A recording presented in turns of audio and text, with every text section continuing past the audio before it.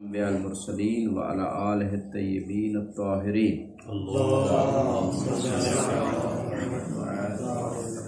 رب زدنی علما رب اشرح لی صدری ویسر لی امری واحلل عقدۃ من لسانی یفقهوا قولی استغفر اللہ ربی واتوب الیہ۔ رسالۃ الحقوق للامام سید الساجدین زین العابدین علی ابن الحسین علیہ السلام جمیعاً۔ یقیناً اس کتاب کو مختلف زبانوں میں ٹرانسلیٹ کیا جا چکا ہے، اردو میں تو ہے، انگلش میں بھی ہے، ظاہراً اور زبانوں میں بھی ہے، اور اس زمانے میں تبلیغ کا جو سلسلہ ہے میرے خیال میں وہ اس کی وسعت زیادہ ہو چکی ہے۔ پوری دنیا میں انسان تبلیغ کر سکتا ہے، گھر بیٹھے کر سکتا ہے، اور جو معارف اہل بیت ہیں ان کو پوری دنیا تک پہنچا سکتا ہے، اور پہنچانا واجب ہے۔ اس کی وجہ یہ ہے کہ جن لوگوں تک آپ اپنی بات پہنچا سکتے ہیں وہاں تک پہنچائیں، اور یہ تک کہ اپنا وظیفہ شرعی بھی انجام ہو جائے، اور دوسرا یہ ہے کہ جو ہمارا فیلڈ ہے خصوصاً علم دین، اس کا بھی کسی حد تک جو ہم حق ادا کر سکتے ہیں وہ ہو جائے۔ تو یہ وہ معارف جو پوری دنیا کو اس کی ضرورت ہے امام کے رسالہ حقوق میں ہیں، اور حقوق ہر زمانے میں پامال ہوتے رہے، اور حق کی دو قسمیں جیسے آپ جانتے ہیں، کچھ حقوق اللہ ہیں، کچھ حقوق العباد ہیں۔ حقوق العباد معاف نہیں ہوں گے جیسے کہ روایات میں ہے، جب تک کہ وہ بندہ معاف نہ کر دے۔ حق اللہ جو ہے وہ بھی خفیف نہیں ہے، وہ اگر خدا اپنی رحمت سے چاہے گا تو بخش دے گا، لیکن اس کے بارے میں بھی سوال ہوگا۔ لہذا ان حقوق کو سمجھنا، ان پہ عمل کرنا پہلے، اور پھر دنیا تک یہ میسج دینا۔ اسلام کا صحیح تشخص، جو آج اسلام کو دہشت گرد مذہب سمجھا جا رہا ہے، اسلام کو ایک منفی پہلو سے دکھایا جا رہا ہے، اس کا ایک عملی جواب یہ ہے کہ ہمارے ائمہ نے تو 14 سال پہلے ہر ایک کے حقوق کی تشخیص کر دی ہے، اور جتنا اسلام علم بردار ہے حقوق کا، اتنا کوئی اور دین نہیں ہے۔ لہٰذا یہ حق مذہب ہے۔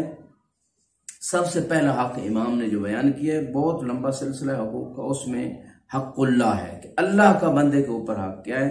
فرماتے ہیں فَأَمَّا حَقُّ اللَّهُ الْأَكْبَرُ فَإِنَّكَ تَعْبُدُهُ لَا تُشْرِكْ بِهِ شَيْئًا، کہ اللہ کا سب سے بڑا حق آپ کے اوپر یہ ہے کہ اللہ کی بندگی کرو اور اللہ کے ساتھ کسی کو شریک نہ ٹھہرایا جائے۔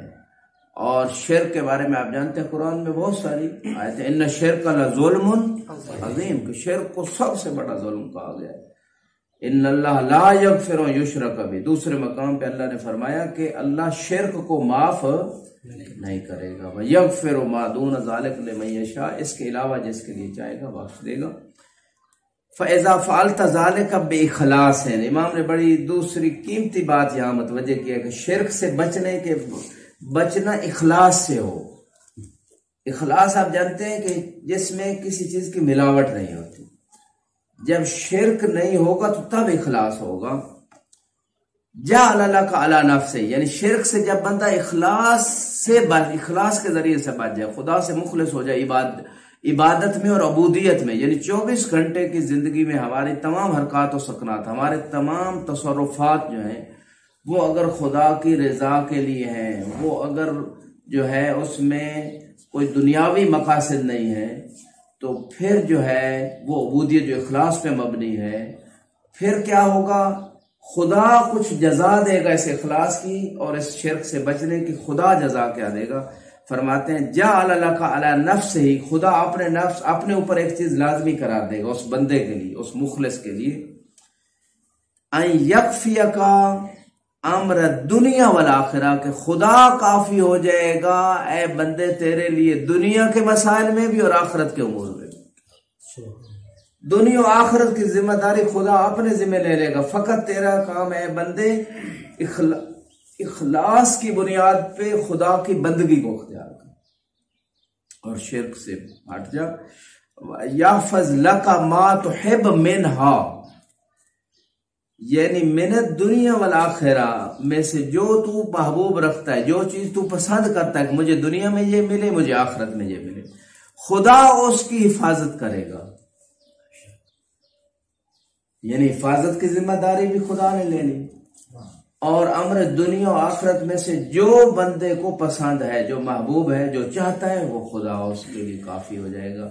تو تو لہٰذا ایک کام بندے کو کرنا ہے، باقی ساری چیزیں بندے کے سارے مسئلے حل ہو جائیں گے اس ایک کام کے اندر. جیسے وہ آج کل دنیا میں انہوں نے کہا نا 2 in 1 کے 2 چیزوں کا حصول ہے ایک میں، وہ کہتے ہیں نا بعض اوقات دنیا دار جتنی بھی آپ کو چیز کے 2 چیزیں 3 چیزیں آپ کو ایک چیز کے ذریعے دے دیں گے، اللہ آپ کو ہم سب کو ایک چیز میں ہمارے یہاں سارے مسائل ساری چیزیں ہمیں دے رہے ہیں خدا. اس سے بڑا فائدے اور پرافٹ کا سودا میرے خیال میں نہیں ہو سکتا. اور لہٰذا اس کے لیے البتہ جو ہے زحمت اور جہد مسلسل کی ضرورت ہے. عقیدہ خالص ہو، عقیدے کے بعد عمل خالص ہو، اور 24 گھنٹے کی زندگی میں ہر وقت خدا کی رضا سامنے رہے تو اخلاص پیدا ہو جاتا ہے. بعض آیات اس حوالے سے مزید تائید کر رہی ہیں اسی مطلب کی، یعنی جو امام فرما رہے ہیں آیات بھی اس کی تائید کر رہی ہیں. فرماتے ہیں قل انی امرت ان اعبد اللہ مخلصا لہ الدین، مجھے حکم دیا گیا کہ اللہ کی عبادت اخلاص سے کروں. قرآن میں ہے وما خلقت الجن والانس الا لیعبدون، میں بھی یہی ہے کہ جن و انسوں کی خلقت کی غرض و غایت بھی عبودیت ہے اور معرفت خدا بندی. وَاعْبُدُوا اللَّهَ وَلَا تُشْرِكُوا بِهِ شَيْئًا، اللہ کی بندگی اختیار کرو اور خدا کا شریک قرار نہ دو. اس کے بعد بہت ساری روایات ہیں جو اسی معنی کی تائید کرتی ہیں آیات کا جو امام نے، یعنی کسی روایت کو پرکھنے کا ایک طریقہ یہ بھی ہوتا ہے کہ کیا وہ قرآن کے مطابق ہے. معصوم فرماتے ہیں ہمارے کلام کو قرآن پہ پیش کرو، اگر قرآن کے موافق ہے تو ہمارا کلام، اور دوسری روایات بھی اگر تائید کر رہی ہیں تو وہ امام کا کلام ہے. اس کے بعد جو ہے جو روایات ہیں میں مزید اس لیے نہیں پیش کر رہا کہ وہ امام کے اس فرمان میں ہی موجود ہے. ایک روایت میں پیش کر دیتا ہوں، ما اخلص عبد الایمان باللہ 40 یوما، اس مضمون میں ایک اور روایت بھی ہے کہ جو بندہ 40 دن اپنے ایمان کو خالص رکھتا ہے، طاعت ہر وقت خدا کی رضا کے لیے کر رہا ہے، الا زہدہ اللہ فی الدنیا، خدا اسے دنیا میں زاہد بنا دیتا ہے، دنیا کی پھر رغبت نہیں رہتی، تبن وہ دنیا جو خدا سے دور کرے. وبصرہ داءھا، خدا اسے دنیا کی مرض بھی بتا دیتا ہے کہ دنیا میں یہ مرض ہے. وَدَوَاءَھا، اسی طرح اس دنیا کے مرض کا علاج جو ہے وہ بھی خدا اسے سمجھا دیتا ہے.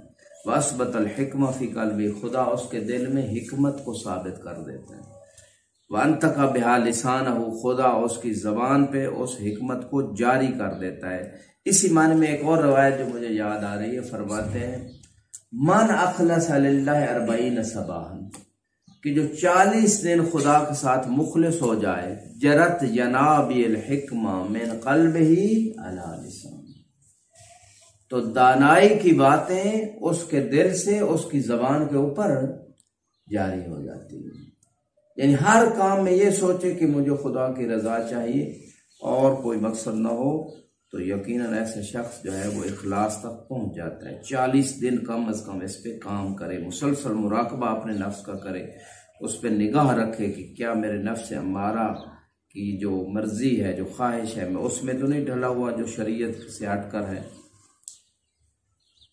اور اپنے تمام اعمال کا سونے سے پہلے دوبارہ ایک دفعہ نظر ثانی کریں کہ آج کے دن میں کتنی غلطیاں ہوئیں، کتنے گناہ ہوئے، کتنی نیکیاں ہوئیں، ان میں نیت کیسی تھی.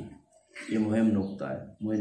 نماز کس نیت سے تھی، درس کس نیت سے تھا، کسی پہ سلام کس نیت سے تھا، کسی کے پاس بیٹھنا، اس کی زیارت کے لیے جانا کس نیت سے تھا، خدا کے لیے تھا یا کوئی اور.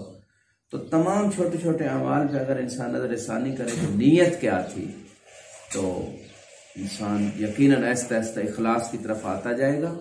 اور روزانہ اپنے ان اعمال پہ جب نگاہ کرے گا تو اس کے اندر ایک صلاحیت پیدا ہو جائے گی. خدا بھی اسے بتانا شروع کر دے گا یہاں تیری نیت ٹھیک نہیں تھی، یہاں تیرے عمل میں غلطی تھی، آئندہ محتاط ہو جائے گا. لہٰذا اس کلام امام کو جو امام نے حق اللہ کے حوالے سے ہمیں بتائی ہے، اگر ہم مختصر انداز میں اتنا ہی اس کو یاد کر لیں. اور شرک کی چونکہ بہت ساری قسمیں یہاں بیان نہیں ہوئی، لیکن میں اختصار کے ساتھ بیان کر دیتا ہوں. شرک ایک ذات میں ہے. مسلمان کوئی بھی خدا کی ذات میں شریک قرار نہیں دیتا. عیسائیوں نے عیسیٰ کو اللہ کا بیٹا مان لیا، یہودیوں نے عزیر کو ابن اللہ کہہ دیا، تو وہ شرک فی ذات ہے، وہ کوئی مسلمان نہیں کرتا. اچھا، شرک فی صفات ہے. خدا کی صفات ہیں، بہت ساری صفات ہیں. خدا کی صفات کی طرح کسی اور مخلوق کی، یعنی کائنات کی کسی مخلوق کی کوئی صفت خدا کی صفت کی طرح قرار دینا، یا غیر محدود قرار دینا، یا غیر محتاج قرار دینا کہ صفت میں خدا کا محتاج نہیں، یہ شرک فی صفات ہو جائے گا. اس کی تفصیلی بات علم کلام میں ہے. اور شرک فی الطاعہ، یہ مہم چیز ہے. اچھا، قرآن میں کچھ شرک کی قسمیں بیان ہوئی. افرأیت من اتخذ الہہ ہواہ، کیا تو نے ایسے شخص کو دیکھا ہے جس نے اپنی خواہشات نفسانی کو اپنا معبود بنا رکھا؟ تو یہ خطرناک شرک ہے. یعنی نفس امارہ کچھ چاہتا ہے اور کچھ شریعت اور عقل تقاضا کر رہی ہے. اگر نفس امارہ کے مطابق انسان ڈھل گیا تو یہ شرک فی الطاعت ہو جائے گی. اور قرآن میں ایک اور جگہ بھی ارشاد رب العزت ہے، وَمَا يُؤْمِنُ أَكْثَرُهُمْ بِاللَّهِ إِلَّا وَهُمْ مُشْرِكُونَ، کہ اکثر لوگ جو ایمان لاتے ہیں لیکن اس ایمان کی حالت میں وہ شرک کرتے ہیں. یہ خدا کا بتا رہا ہے. یعنی ایک لیبارٹری میں جو آج کل مرضیں لوگوں کو لگی ہوئی ہیں، وہ کہتے ہیں سب سے اچھی لیبارٹری فلاں ہے، وہاں ٹیسٹ کرواؤ تب پتہ چلے گا مرض کا. تو خدا نے جب بتا دیا کہ مرض ہے، مومنوں میں یہ مرض ہے شرک کی، اور وہ کون سچ ہے بھی مومن لیکن مشرک ہے، قرآن کہہ رہا ہے. تو خدا نے جو چیز بتائی ہے اس میں کوئی شک نہیں. لیبارٹری غلطی کر سکتی ہے کہ یہ مرض ہے یا نہیں، خدا کی بات میں کوئی شک نہیں ہے. لہذا شرک کہاں ہوتا ہے؟ یہ شرک فی الطاعت ہوتا ہے. ایک طرف خدا کی مرضی آ رہی ہے، دوسری طرف نفس امارہ کیا گیا. انسان یا دونوں کی چیزوں کو مکس کر لیتا ہے، نفس امارہ کی کچھ مان لی، کچھ اللہ کی مان لی، یا فقط نفس امارہ کی مان لی، خدا کی بات کو چھوڑ دیا. انسان عمومی زندگی میں غیبت کا مورد آیا، نفس امارہ نے کہا سن لو کر لو، اللہ نے کہا نہ کرو، یہاں شرک فی الطاعت ہو گئی. اسی طرح تکبر، حسد، بغض، دکھاوا، بہت ساری چیزیں ہیں. تو 24 گھنٹے کی زندگی میں یہ کیمرہ، عقل کا کیمرہ ہمیں اپنے نفس امارہ پہ لگا کے رکھنا پڑے گا کہ اس وقت نفس امارہ ہم سے کیا کروا رہا ہے، کیوں ہم یہ کام کر رہے ہیں. تو تب جا کے یہ شرک والا جنبہ، جو شرک فی طاعت جس کو کہا گیا علم کلام میں، طاعت میں شرک، تب انسان نکلے گا. اور پھر اخلاص کا مرحلہ آئے گا. جب اخلاص کا اور یہ 40 دن کم از کم اس پہ پریکٹس کرے، اس پہ باقاعدہ جیسے لیبارٹری میں ایک ٹیسٹ نہیں ہوتے لمبے پہ، اسی طرح اپنے نفس امارہ پہ دوربین لگا کر تب جا کے اخلاص کا مرحلہ آ جائے گا. اور اخلاص کا مرحلہ اگر آ گیا تو پھر دعائیں بھی قبول ہو جائیں گی. پھر وہ آثار خدا کے قرب کے انسان محسوس کرے گا. پھر انسان دیکھے گا کہ اس کا خدا سے کنیکشن بن رہا ہے، رابطہ بن رہا ہے، ٹوٹ نہیں رہا، دن بدن آگے بڑھ رہا ہے. لیکن اگر دن بدن روحانیت میں کمی آ رہی ہو، پیچھے ہٹ رہا ہو، دل اچاٹ ہو رہا ہو نماز سے، درس سے، روزے سے، ان تمام طاعات سے ایسا دوری، تو اس کا مطلب ہے کہ خلل ہے کہیں. اس خلل، اس مرض کو نکالنا ہے. خدا ہم سب کو توفیق دے کہ ہم صحیح معنوں میں موحد بنیں اور خدا کے فرما بردار بنیں، اور شرک جیسی لعنت سے نکلیں جس کی معافی نہیں ہے، چاہے وہ ریا کی شکل میں، جیسے امیر المومنین فرماتے ہیں اقل الریا شرک ہے، کم سے کم ریا بھی شرک ہے. اور ریا کے بارے میں رسول اسلام کی حدیث مبارک ہے، الریا فی امتی کدبیب نملت تحت صخرت فی لیلت الظلماء، کہ میری امت میں ریا ایسے چلتی ہے جیسے چیونٹی کی چال اندھیری رات میں پتھر کے نیچے. اب مجھے آپ سب ہم اس بات پہ اگر غور کریں کہ ایک رات بھی اندھیری، پھر چیونٹی کتنی چھوٹی مخلوق ہے، پھر اس کی چال اور بہت زیادہ باریک ہوتی ہے، پھر پتھر کے نیچے کچھ نظر آئے گا؟ کچھ بھی پتہ نہیں چلے گا. امام رسول فرماتے ہیں ریا دکھاوا میری امت میں اسی طرح ہے. یعنی پتہ نہیں چلتا، بندہ سمجھ رہا ہوتا ہے نہیں ہے ریا کر رہا، حالانکہ وہ دکھاوا اس کے اعمال میں، اس کے عقیدے میں، اس کے تمام تصرفات میں ہے خفیہ.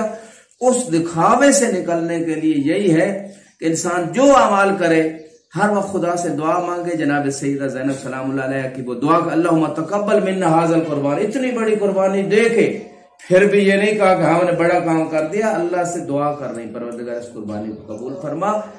کسی عمل کو بڑا نہ سمجھے اور ہر وقت اپنے تمام اعمال پہ اشکال کرے گا یہ میرے عمل میں یہ خلل ہے، میرے عقیدے میں یہ خلل ہے، میرے فلاں تصرف میں یہ خلل ہے. ہر وقت نفس امارہ کی مخالفت میں رہے، تب جا کے مرحلہ آئے گا. شاید 40 دن کے بعد اگر آ جائے تو اخلاص کے پہلی سیڑھی پہ بندہ قدم رکھے گا. وآخر دعوانا